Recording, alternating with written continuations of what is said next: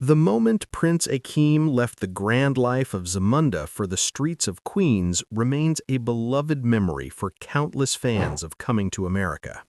Yet, beyond the film's success, several cast members met tragic ends surrounded by shocking hidden truths.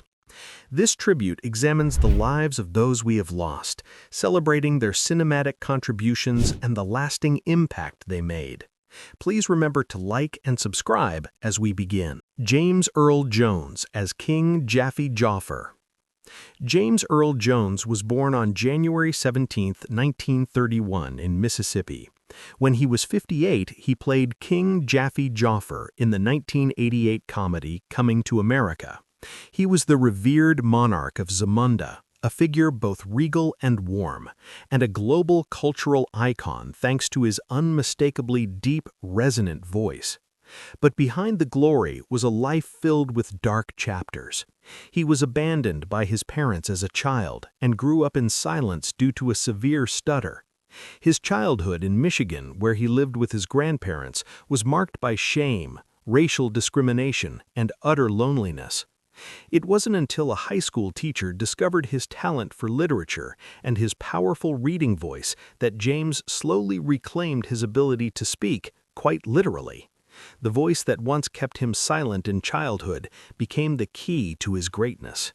From Darth Vader in Star Wars and Mufasa in The Lion King to dozens of classic stage roles on Broadway, James Earl Jones redefined the meaning of the voice of power.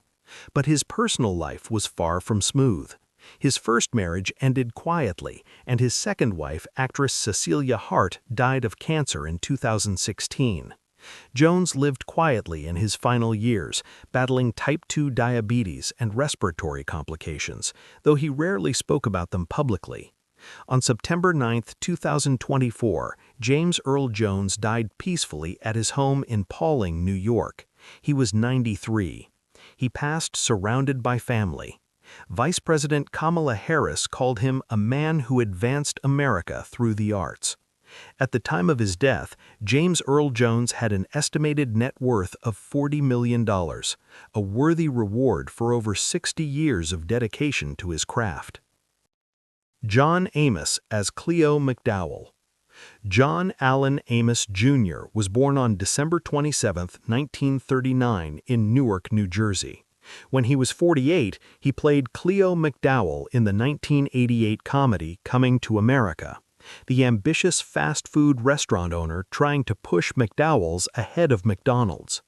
With a performance that was both satirical and warm, Amos gave audiences a memorable portrait of a loving yet practical father, funny and deeply human. Amos's career spanned dozens of roles, from the adult Kunta Kinte in Roots to Major Grant in Die Hard 2, and numerous guest appearances in The West Wing, The District, 2.5 Men, and even The Ranch on Netflix. Outside of acting, he was also a playwright, singer, television spokesperson, and a respected icon in Black American television for decades. But his later years were stained by family tragedy. In 2023, his daughter Shannon Amos publicly accused her brother of isolating, controlling, and abusing their elderly father. The situation triggered an investigation by the Colorado state authorities and left the public shocked and heartbroken to see a man once seen as America's dad caught in a painful legal battle with his own children. On August 21, 2024, James Amos died of congestive heart failure in California. He was 84. His death wasn't immediately announced. Even his daughter wasn't aware of his passing until nearly 2 weeks later when the news broke in the media. John Amos's net worth was estimated to be around $3 million, a testament to a steady, enduring career. Madge Sinclair as Queen Aoleon. Madge Dorita Sinclair was born on April 28, 1938, in Kingston, Jamaica. When she was 50, she played Queen Aoleon in the iconic 1988 comedy Coming to America, alongside James Earl Jones. Her character, a royal wife full of grace and gentle strength, became a symbol of the perfect blend of power and maternal empathy. But behind that regal image was a life soaked in hardship. She went through a divorce in her first marriage and raised 2 sons while struggling through the early years of her career. She remarried in 1982 and stayed with her second husband until her death. During those tough times, she juggled making ends meet while fighting for opportunities on stage. After a string of supporting roles, she finally shone in Roots 1977, Trapper John M.D. 1980 to 1986, and won an Emmy for her performance in Gabriel's Fire 1991. Starting in 1982, Madge Sinclair began battling leukemia, yet she never stopped working. She went on to voice Sarabi, Simba's mother, in The Lion King, 1994, her final film role before her passing. Madge died on December 20, 1995, when she was 57, after 13 years of battling blood cancer. Her estimated net worth was between $1 to $2 million. She passed quietly, and her ashes were scattered in her homeland of Jamaica.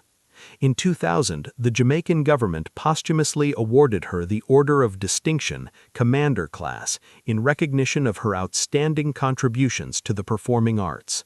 Calvin Lockhart as Colonel Izzy. Calvin Lockhart, born Bert McClassy Cooper, was born on October 18, 1934, in Nassau, Bahamas.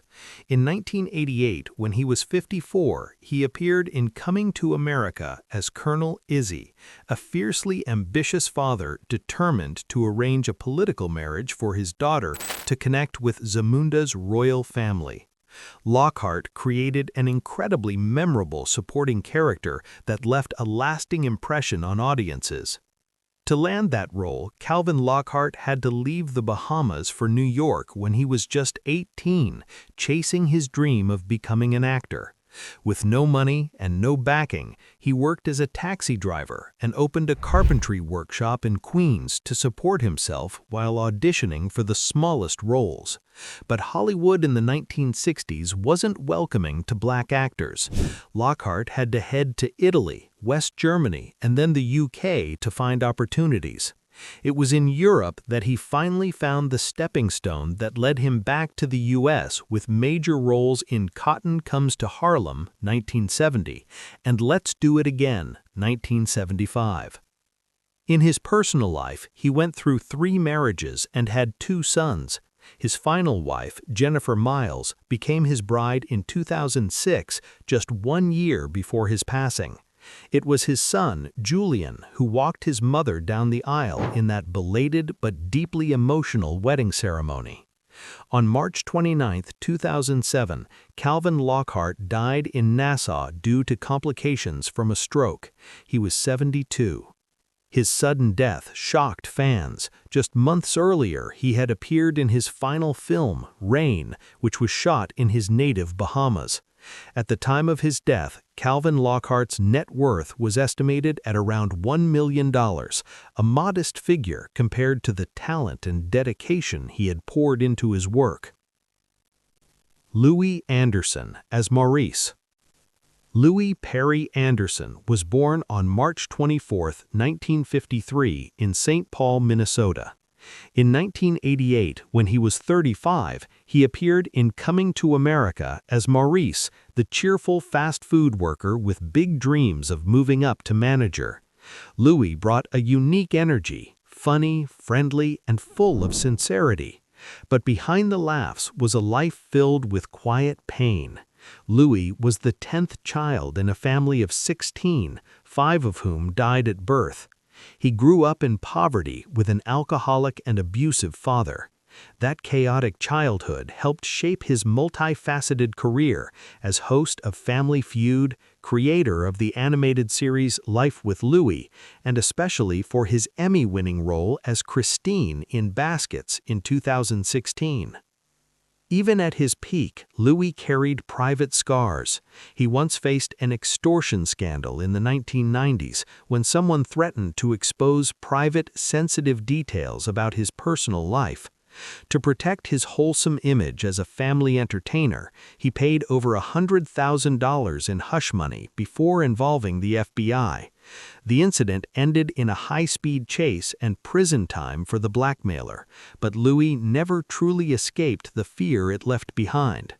In his final years, Louie quietly battled blood cancer, a diagnosis he kept private since the early 2000s. On January 21, 2022, he died from complications of the disease in Las Vegas. He was 72. His sudden death shocked fans. Just months earlier, he had appeared in his final film, Rain, which was shot in his native Bahamas. Don Amici, born Dominic Felix Amici, was born on May 31, 1908, in Kenosha, Wisconsin. When he was 80, he made a surprise appearance in Coming to America, 1988, as Mortimer Duke. It was a witty, unexpected cameo, reprising his famous role from Trading Places, 1983. His brief screen time made audiences cheer with delight. It was a rare cinematic handshake between two of Eddie Murphy's most beloved films. But behind those twinkling eyes was a life full of highs and lows. Don Amici had once been a top star in the 1930s and 1940s Hollywood. He was so famous that his name was used as a slang term for the telephone thanks to his convincing portrayal of Alexander Graham Bell. But as time passed, the spotlight faded. In the 1960s and 1970s, he virtually disappeared from the big screen, surviving on minor TV roles and little-known stage plays. More than 30 years later, director John Landis brought him back as the villain in Trading Places, 1983, a role that led to his Oscar win for Best Supporting Actor in Cocoon, 1986. His private life had its own complexities. Though married to Honorée Prendergast since 1932, they had been estranged for years before her death in 1986, and he did not attend her funeral. Don Amici had 6 children, and they lived with him during his final years.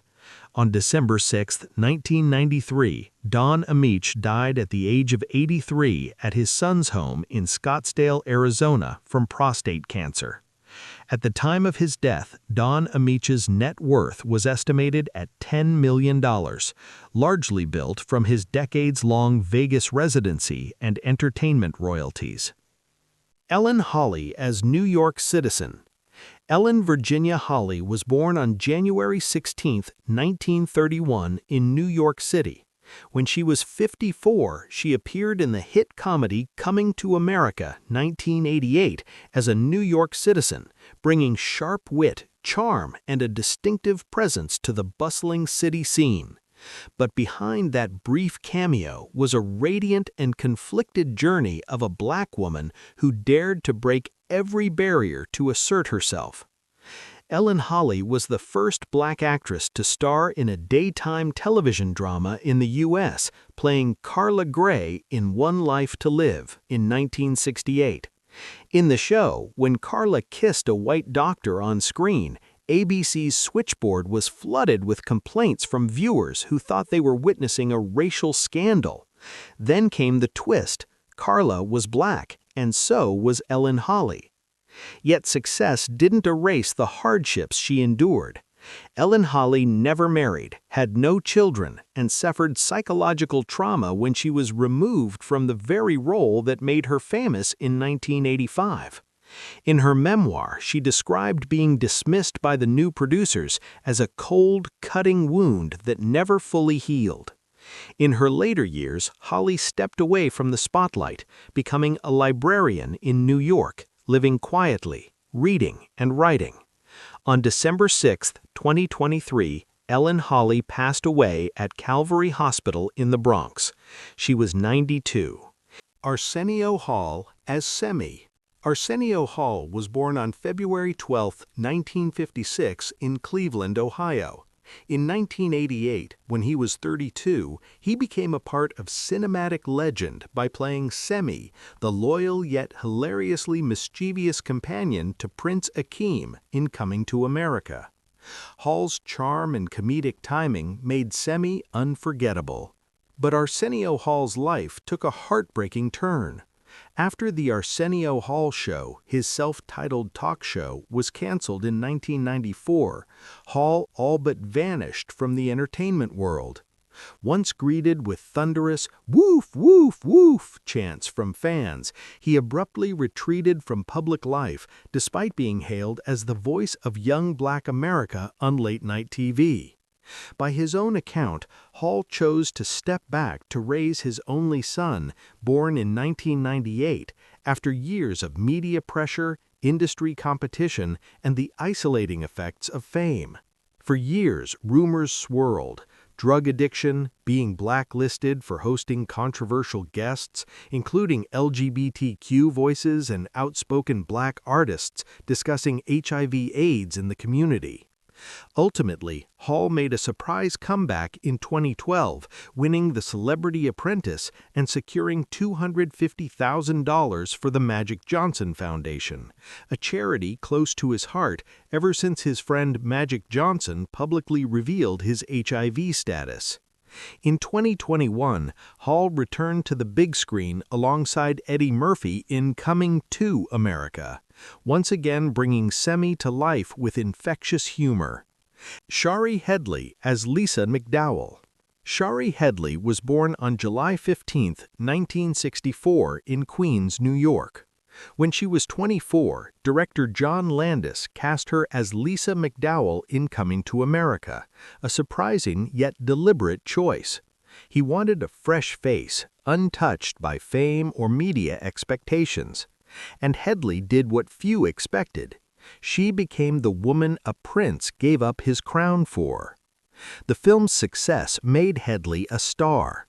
But unlike many who chased the spotlight, she chose a steadier path. Her career became a collection of consistent roles: soap operas like All My Children, primetime dramas like The Haves and the Have-Nots, and characters ranging from lawyers to police officers to mothers. Headley became a familiar presence on American TV for decades. Still, her personal life had its challenges. In 1993, she married rapper Christopher Play of Kid and Play fame, but just 2 years later they divorced. As a single mother, she later revealed she had turned down numerous roles to care for her son, a decision that slowed her career, but one she never regretted. In 2021, more than 30 years after playing Lisa, she returned in Coming to America as Queen Lisa, graceful, mature, yet still radiating the kindness that once won Akeem's heart. Her return reminded everyone that Shari Headley had never really left. As of 2025, Shari Headley is 69 years old and still active in the entertainment industry alongside charity work and mentoring young Black actors. Eric LaSalle as Daryl Jenks. Eric LaSalle was born on July 23, 1962, in Hartford, Connecticut, the son of a single mother and one of 4 children. When he appeared on the big screen in Coming to America, 1988, he was just 26, and his role as Daryl Jenks, the cocky, flashy, and thoroughly unlikable boyfriend, left a distinct impression. Though not a lead character, Daryl became unforgettable not because he was beloved, but because he perfectly embodied excessive ego and lack of authenticity.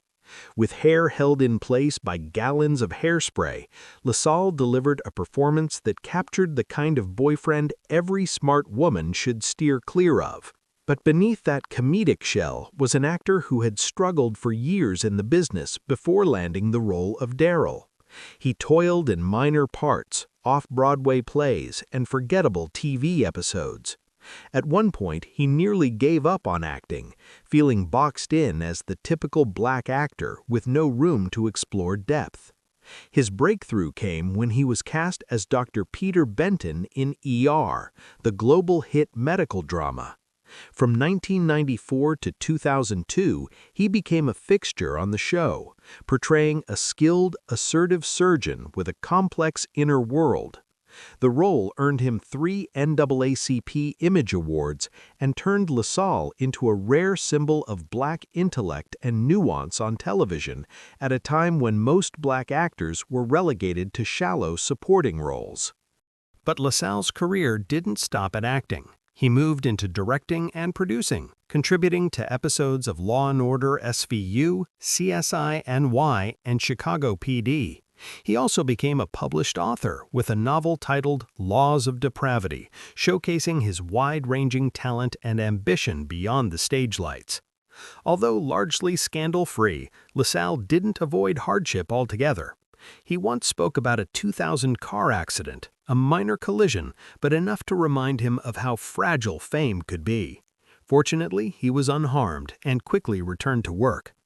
Interestingly, even with all his accomplishments post-Coming to America, LaSalle still finds fans calling out, "Hey, it's the greasy-hair boyfriend from Coming to America!"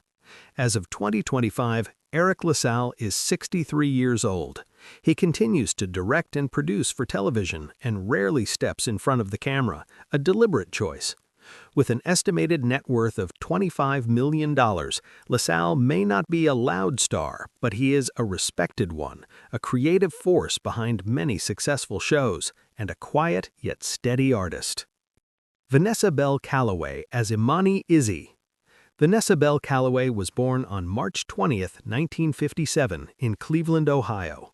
When she took on the role of Princess Imani Izzy in the iconic film Coming to America 1988, she was 31, and her unforgettable bark like a dog scene upon meeting Prince Akeem instantly turned her into a pop culture icon. After Coming to America, she solidified her status with strong performances in films like What's Love Got to Do with It?, Crimson Tide, The Inkwell, and later in the TV series Saints and Sinners, where she played Lady Ella, a powerful and cunning First Lady of the Church. But behind the spotlight were quiet heartbreaks. In an interview, she revealed that she had suffered a miscarriage, a silent grief that left a lasting impact. In 2009, Vanessa was diagnosed with ductal carcinoma in situ, a precancerous form of breast cancer. She underwent 2 lumpectomies, followed by a full mastectomy and reconstructive surgery using tissue from her abdomen. As of 2025, Vanessa Bell Calloway is 68 years old. She remains active in the entertainment industry and stands as a symbol of strength, an unyielding black woman who has never let circumstance define her.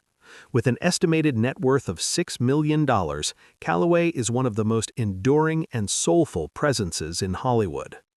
Samuel L. Jackson as Hold-Up Man. Samuel Jackson was born on December 21, 1948. When he appeared in Coming to America in 1988, he was 39 and had only a brief role, a gun-wielding robber at McDowell's. Yet with his intense stare, unmistakable raspy voice, and commanding presence, his few minutes on screen signaled the rise of a future star. Few knew that before that spark of fame, Jackson had been worn down by addiction, struggling to survive on the fringes of show business. Early in his career, he worked night security jobs, background stage roles, and even did stunt work for Bill Cosby. Jackson's drug and alcohol use became so severe that he was removed from The Piano Lesson, a play he had originated. In 1991, everything changed. While recovering in rehab, he landed the role of a crack addict in Spike Lee's Jungle Fever. Ironically, playing that role became a form of personal redemption. His performance was so raw that the Cannes Film Festival created a special category to honor it.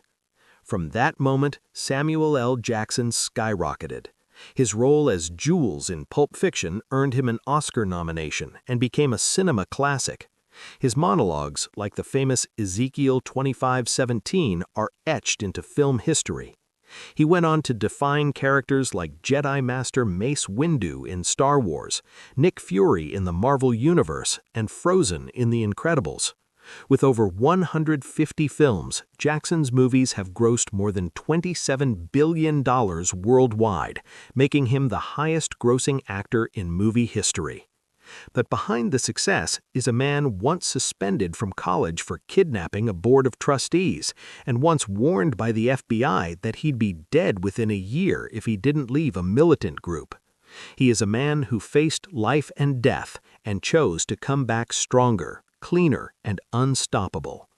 As of 2025, Samuel L. Jackson is 76 years old.